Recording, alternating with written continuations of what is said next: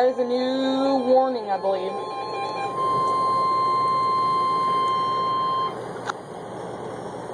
The National Weather Service in Sterling, Virginia has issued a special marine Another special marine warning.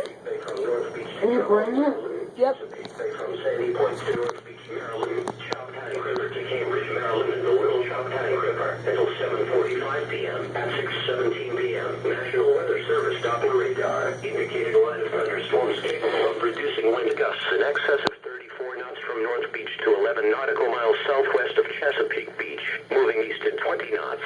This line of thunderstorms will pass near Plum Point, North Beach, Black Walnut Point, Knapp's Narrows Bridge, James Island, Poplar Island, Shops Island Lighthouse. Wind gusts of at least 34 knots, locally high waves and dangerous lightning can be expected. Boaters should seek safe harbor immediately until this storm passes. This storm is producing frequent lightning.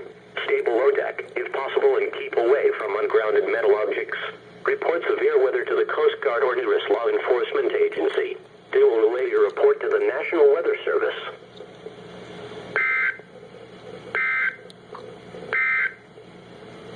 The National Weather Service and State College